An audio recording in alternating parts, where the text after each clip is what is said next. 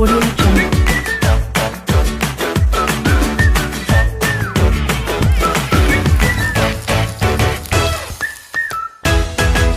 Audio Jungle. السلام عليكم. صل على الحبيب قلبك يطيب. اللهم صل وسلم وبارك على سيدنا محمد عليه افضل الصلاه والسلام. ايه ده يا ام زيزو؟ كابوريا، جمبري صغير، سمك، رز، شوربه. عملتيها ازاي؟ تعالى اما نشوف. ندخل بقى على المطبخ، نبدا كلامنا كده ايه بذكر النبي عليه افضل الصلاه والسلام. جبنا حله، حطينا شويه زيت. لو حابه تحطي سمنه عادي، مفيش مشكله خالص، متاح ليكي اي حاجه. قشر جمبري، قشر الجمبري ده كنز محدش يرميه. ازاي يا ام زيزو؟ الراس اللي انت بترميها والقشر ده اللي انت بترميه كله فايده. القشر الراس دي بتبقى جواها كده ايه البطاريخ كده بتاعه الجمبري كده، البهاليز بتاعه الجمبري كده، الفايده كلها بتاعه الجمبري بصراحه. حطيناها، اخدت صدمه، حطينا عليها طماطمايه، بصلايه، جزرايه. هننزل بقى عليها ايه بمرقايه، بهارات سمك. عايزه بقى تحطي بابريكا حطي ملح، فلفل اسمر، شطه، كمون، اي حاجه انت عايزاها حطيها بس حطي بكميات قليله. هنا نزلت عليها بشويه ميه ساقعين، ما كنتش شغلت الكاتل بصراحه، فمش مشكله، هتاخد وقت في الغليان عادي، مفيش اي مشكله خالص. هنا نزلنا بشويه زيت بقى، جبنا الحله التانية. طبعا ايه الدقه اللي احنا عاملينها دي فلفل وتوم، فلفل احمر وتوم، بندقهم بقى ايه او في الكبه او بتدقهم بالهون، اي حاجه بس بيكون ايه ناعم خالص معاكي عشان ما يدي ريحه بس وطعم. هنا الكابوريا طبعا ايه عارفين طبعا طريقه الطريقه بتاعتها غسلها. احنا بقى بنشيل القفص بتاعها من ورا، الظهر بتاعها من ورا، وبننضفها كويس جدا. محلول النقع بتاعها بيبقى عباره عن خل، ملح، ليمون، دقيق، وشويه ميه بتنقع فيها، بتغسليها، بتطلع منها الزفاره، ما بتبقاش فيها اي ريحه زفاره خالص، بتبقى بسم الله ما شاء الله اللهم بارك، حاجه جميله جدا.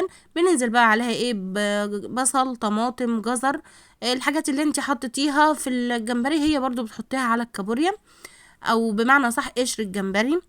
هنا بقى ايه هنسيبها كده ايه تتشوح. هنا نقلت الحلل، حطيت الحله الصغيره هنا والحله التانية الناحيه التانية.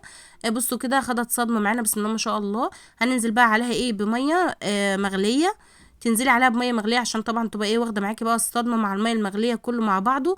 بسم الله ما شاء الله ريحتها بتطلع فواحه، ريحه جباره، تشبعي كده قبل ما تاكلي اصلا. هنا بقى جبنا ايه الحله التانية.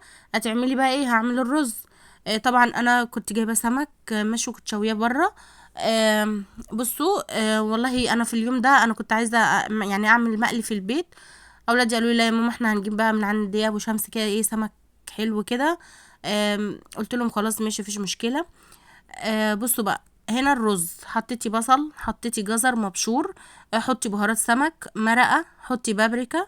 هتاخدي بقى ايه حته صغيره برضو، يعني قيمه ايه نص معلقه من المعالق الصغيره خالص برضو من الدقه بتحطيها. طب انتي هتحطيها على الرز، بتخلي طعم الرز جميل جدا، حتى لو مفيش شوربه، شوربه جمبري او شوربه كابوريا او اي حاجه، انتي بمجرد ما انتي بتحطي الميه المغليه على الرز بيبقى اللهم بارك حاجه خيال. تحسي انك انتي كل الرزايه جمبريايه مش جمبري، يعني مش رز، اللهم بارك يعني. فطبعا ايه انتوا هتقولي لي طب هو لحق يغلي الجمبري القشر؟ هقولك لان انا موطيه خالص وفصلت الكاميرا وشغلتها تاني علشان خاطر ان انا لازم تقلبي الرز. عايزه الرز بتاعك يطلع ممتاز ويطلع تمام ومش معجون معاكي، بتعمليه ايه توطي عليه وتسيبيه يتشوح. بصوا هنا شوفوا شكل الشوربه عامل ازاي، حاجه خيال خيال بجد. هنا بقى طبعا كنت ايه متبله كده ومبهره الجمبري وعاملاه في الدقيق بتاعه، وكان متبل معايا بكل البهارات بتاعته، وسايباه 10 دقايق. اخد بقى ايه من الطعم، وكانت بسم الله ما شاء الله عليه ريحته حتى في القليه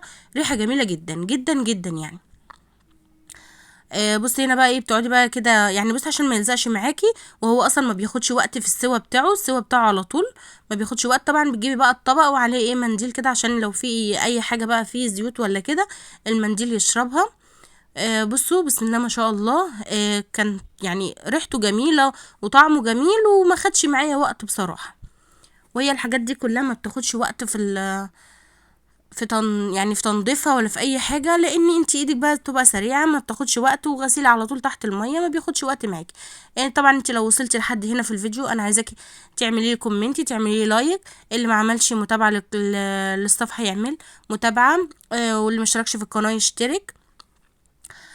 طبعا عشان يوصلكوا كل جديد، كل فيديوهاتي توصل لكم. وطبعا انا بحب ارائكم جدا، ولايكاتكم، بحب انا اشوف اللايكات بتاعتكم. وطبعا يعني بصوا بصراحة انا حتى لو حد انتقد اي حاجة عادي، انا ما بزعلش من اي حاجة حتى في التعليقات. ولو حد بعتلي او سأل على اي حاجة برضو عادي.